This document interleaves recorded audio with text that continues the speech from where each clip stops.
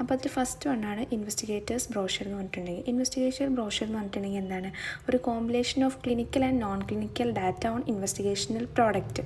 അതായത് ഇൻവെസ്റ്റിഗേഷണൽ പ്രോഡക്റ്റിൻ്റെ clinical and non clinical ഡാറ്റയുടെ ഒരു കമ്പൈൻഡ് ഫോം, അതാണ് കോമ്പിനേഷൻ എന്ന് പറഞ്ഞിട്ടുണ്ടെങ്കിൽ. ഒരു കമ്പൈൻഡ് ഫോമാണ് ഇൻവെസ്റ്റിഗേഷണൽ പ്രോഡക്റ്റിൻ്റെ. അത് എന്തിനു വേണ്ടിയിട്ട് ആവശ്യമാണ്, നമ്മുടെ ഹ്യൂമൻ സബ്ജക്റ്റിൽ ആ പ്രോഡക്റ്റിൻ്റെ സ്റ്റഡി നടത്താൻ വേണ്ടിയിട്ട് ആവശ്യമായിട്ടുള്ള ഒരു ആപ്ലിക്കേഷൻ പോലെ തന്നെയാണ്.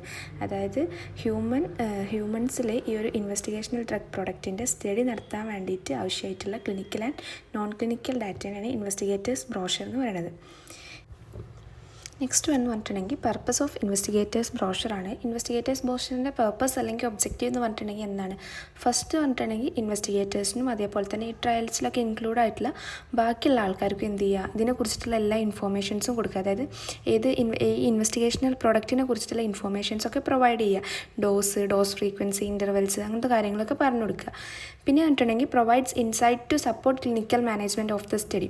അതായത് എങ്ങനെയൊക്കെയാണ് പേഷ്യൻസിനെ മോണിറ്റർ ചെയ്യേണ്ടത്, അതുപോലെ തന്നെ സൈഡ് എഫക്ട്സ് ഉണ്ടായിട്ടുണ്ടെങ്കിലൊക്കെ എന്താണ് ചെയ്യേണ്ടത് എന്നുള്ള കാര്യങ്ങളൊക്കെ എന്ത് ചെയ്യുക, ഈ ക്ലിനിക്കൽ മാനേജ്മെൻറ്റ് ടീമിന് പറഞ്ഞു കൊടുക്കുക. പിന്നെ എന്ത് ചെയ്യുക, ഇനാബിൾസ് ക്ലിനിക്കൽ അല്ലെങ്കിൽ potential investigators to understand unbiased risk benefit assessment. അതായത് എന്തൊക്കെയാണ് ഇതിൻ്റെ റിസ്ക്കുകൾ ഉണ്ടാവാൻ ചാൻസ് ഉള്ളതെന്നും അതുപോലെ തന്നെ എന്തൊക്കെയാണ് ബെനിഫിറ്റ്സ് എന്നുള്ളതൊക്കെ എന്ത് ചെയ്യുക, പറഞ്ഞു കൊടുക്കുക എന്നുള്ളതാണ് ഇതിൻ്റെ പർപ്പസ്, ഇൻവെസ്റ്റിഗേറ്റീവ് ബ്രോഷേഴ്സിൻ്റെ പർപ്പസ്. അപ്പോൾ ഒരു ഇൻവെസ്റ്റിഗേഷണൽ ആയിട്ടുള്ള പ്രോഡക്റ്റിനെ നമ്മുടെ ഹ്യൂമൻസിൽ സ്റ്റഡി നടത്താൻ വേണ്ടിയിട്ട് ആവശ്യമായിട്ടുള്ള ക്ലിനിക്കൽ ആൻഡ് നോൺ ക്ലിനിക്കൽ ഡാറ്റയാണ് നമ്മൾ ഇൻവെസ്റ്റിഗേറ്റേഴ്സ് ബ്രോഷർ എന്ന് പറയുന്നത്. അപ്പോൾ അത്രയാണ്, ഈ മൂന്നെണ്ണമാണ് ഇതിൻ്റെ പർപ്പസ് ആയിട്ട് വരുന്നത്.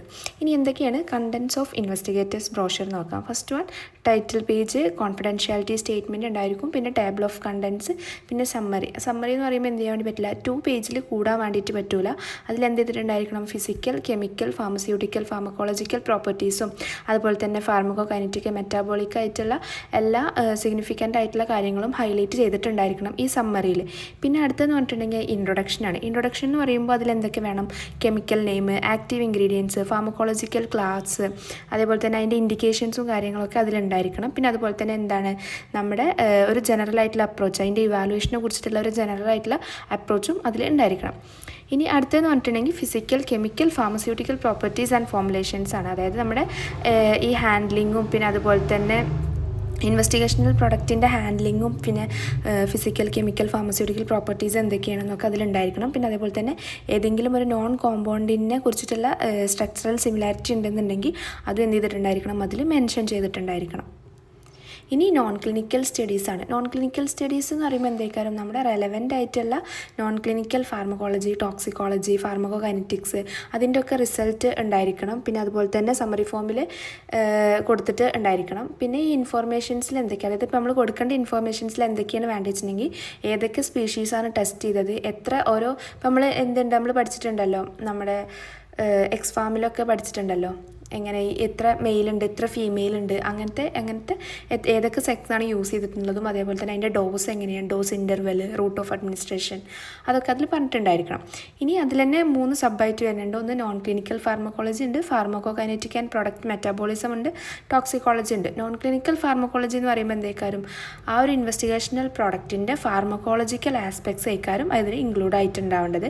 പിന്നെ ഫാർമക്കോകൈനറ്റിക്സ് പറയുമ്പോൾ എന്താണ്, നമ്മൾ ഫാർമക്കോകൈനറ്റിക് പ്രോപ്പർട്ടീസ് ആയിക്കാരും. പിന്നെ അതുപോലെ തന്നെ ടോക്സിക്കോളജി എന്ന് പറയുമ്പോൾ ആനിമൽസിലൊക്കെ എന്തെങ്കിലും ഈ കെമിക്കൽസിന് ആനിമൽസിന് എന്തെങ്കിലും സൈഡ് എഫക്ട്സ് ഉണ്ടാക്കിയിട്ടുണ്ടോ, ഒരു സമ്മറി ഓഫ് ടോക്സിക്കോളജിക്കൽ എഫക്ട്സ് ആണ് അതിൽ കൊടുക്കേണ്ടത്. ഇനി ഹ്യൂമൻസിലുള്ള എഫക്ട്സ് ആണ്. ഹ്യൂമൻസിലുള്ള എഫക്ട്സ് എന്ന് പറയുമ്പോൾ എന്ത് വേണം, ഇതിനെക്കുറിച്ചിട്ടുള്ള നോൺ എഫക്ട്സ് ഒക്കെ ഉണ്ടായിരിക്കണം. നമ്മൾ ഹ്യൂമൻസിലുള്ള നോൺ എഫക്ട്സ് ഒക്കെ പ്രൊവൈഡ് ചെയ്തിട്ടുണ്ടായിരിക്കണം. ഏതൊക്കെ, metabolism, pharmacodynamics, dose response, safety, efficacy, അതുപോലത്തെ എല്ലാതിൻ്റെയും ഒരു സമ്മറി വേണം അതിലുണ്ടായിരിക്കാൻ വേണ്ടിയിട്ട്. പിന്നെ summary of data and guidance for the investigators ആണ്. അതിൽ പറയുമ്പോൾ എന്തേക്കാരും നമ്മുടെ non clinical and clinical data of investigational പ്രോഡക്റ്റിനെ കുറിച്ചുള്ള ഇൻഫോർമേഷൻസ് ആയിക്കാരും അവിടെ വേണ്ടത്.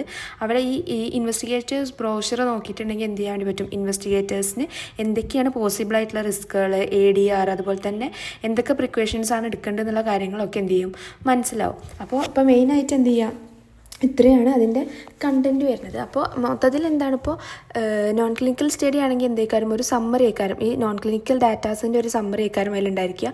ഹ്യൂമൻസിലുള്ള എഫക്ട്സ് എന്ന് പറയുമ്പോൾ നമ്മൾ ഹ്യൂമൻസിൽ സ്റ്റഡി നടത്തിയിട്ടുള്ളതിൻ്റെ ഒരു സമ്മറി ആയിക്കാരും ഉണ്ടായിരിക്കുക. അപ്പോൾ അതാണ് എന്ത് ഇൻവെസ്റ്റിഗേറ്റേഴ്സ് ബ്രോഷർ എന്ന് പറഞ്ഞിട്ടുണ്ടെങ്കിൽ. ഇനി എന്തൊക്കെയാണ് അതിൻ്റെ റെഗുലേറ്ററി ഗൈഡ് ലൈൻസ് എന്നാണ്. റെഗുലേറ്ററി ഗൈഡ് ലൈൻസ് പറയുമ്പോൾ എന്താണ്, ICHൻ്റെ good clinical practice E6R2 guidelines പ്രകാരമാണ് ഇതുണ്ടായിട്ടുള്ളത്. അതെന്തേക്കാരും നമ്മുടെ എല്ലാ ഫേസസ് ഓഫ് ക്ലിനിക്കൽ ട്രയൽസിനും ആവശ്യമായിട്ടുള്ള ഗുഡ് ക്ലിനിക്കൽ പ്രാക്ടീസിൻ്റെ അണ്ടറിലാണ് ഇത് വരുന്നത്. പിന്നെ അതെന്തേക്കാരും നമ്മുടെ റെഗുലേറ്ററി സബ്മിഷൻസിനൊക്കെ യൂസ് ചെയ്യുന്നത്. അതായത് എന്താണ് USA ഉള്ള ഇൻവെസ്റ്റിഗേഷണൽ ന്യൂ ഡ്രഗ് പോലത്തെ തന്നെ റെഗുലേറ്ററി സബ്മിഷൻസിനൊക്കെ വേണ്ടിയിട്ട് ഇത് യൂസ് ചെയ്യുന്നുണ്ട്. പിന്നെ അതിൻ്റെ അപ്ഡേഷൻസ് ആൻഡ് റിവിഷൻസ് ആണ്. At least once in a year എന്ത് ചെയ്യും, അത് അപ്ഡേറ്റ് ചെയ്യണം. പിന്നെ എപ്പോഴാണ് അപ്ഡേറ്റ് ചെയ്യേണ്ടതെന്ന് വെച്ചിട്ടുണ്ടെങ്കിൽ ഒന്നെങ്കിൽ എന്താണ് ഒരു ന്യൂ സേഫ്റ്റി അല്ലെങ്കിൽ എഫിക്കസി ഡാറ്റാസൊക്കെ വരികയാണെങ്കിലോ അല്ലെങ്കിൽ new regulatory guide lines apply ചെയ്യുന്ന സമയത്തോ അല്ലെങ്കിൽ ന്യൂ ഫോർമുലേഷൻസ് അല്ലെങ്കിൽ ഡോസേജ് ചേഞ്ചസ് ഒക്കെ നടക്കുമ്പോഴാണ് എന്ത് ചെയ്യേണ്ടത്, അപ്ഡേറ്റ് ചെയ്യേണ്ടത്. പിന്നെ വൺസ് ഇൻ ഇയർ എന്ത് ചെയ്തിട്ടുണ്ടായിരിക്കണം, അപ്ഡേറ്റ് ചെയ്തിട്ട് ഉണ്ടായിരിക്കണം. പിന്നെ എന്താണ് ഇതിൻ്റെ സിഗ്നിഫിക്കൻസ് അഥവാ യൂസ്, എന്താണ് അതുകൊണ്ടുള്ള ഉപകാരം അത് വെച്ചിട്ടുണ്ടെങ്കിൽ എന്താണ്, ഫസ്റ്റ് എന്ന് പറഞ്ഞിട്ടുണ്ടെങ്കിൽ എന്താണ്, നമുക്ക് ഇൻവെസ്റ്റിഗേറ്റേഴ്സിന് എന്ത് ചെയ്യാൻ വേണ്ടി പറ്റും, ആ ഒരു ഡ്രഗിനെ കുറിച്ചിട്ടുള്ള ഫുൾ ഇൻഫോർമേഷൻസും പ്രൊവൈഡ് ചെയ്യാൻ വേണ്ടി പറ്റുന്നുണ്ട്. പിന്നെ അതേപോലെ തന്നെ സബ്ജക്റ്റിൻ്റെ സേഫ്റ്റി പ്രൊട്ടക്റ്റ് ചെയ്യും. പിന്നെ അതുപോലെ തന്നെ എന്താണ് നമ്മുടെ റിസ്ക് ബെനിഫിറ്റ് അസസ്മെൻറ്റിനെ സപ്പോർട്ട് ചെയ്യുന്നുണ്ട്. പിന്നെ എന്താണ് നമ്മുടെ ക്ലിനിക്കൽ ട്രയൽസിന് ആവശ്യമായിട്ടുള്ള റെഗുലേറ്ററി അപ്രൂവലിനൊക്കെ എന്താണ് ഇത് ആവശ്യമാണ്. അതുപോലെ തന്നെ ഇൻഫോംഡ് കൺസേൺ പർപ്പസിനൊക്കെ ഫെസിലിറ്റേറ്റ് ചെയ്യുന്നുണ്ട്. ഇത്രയാണ് ഇൻവെസ്റ്റിഗേറ്റേഴ്സ് ബ്രോഷർ എന്ന് പറഞ്ഞിട്ടുണ്ടെങ്കിൽ. അപ്പോൾ ഒരു ഇൻവെസ്റ്റിഗേഷണൽ പ്രോഡക്റ്റ് ഹ്യൂമൻസിൽ യൂസ് ചെയ്യാൻ വേണ്ടിയിട്ടുള്ള ക്ലിനിക്കൽ ആൻഡ് നോൺ ക്ലിനിക്കൽ ഡാറ്റാസിനെയാണ് എന്ത് പറയുന്നത്, ഇൻവെസ്റ്റിഗേറ്റേഴ്സ് ബ്രോഷർ എന്ന് പറയുന്നത്.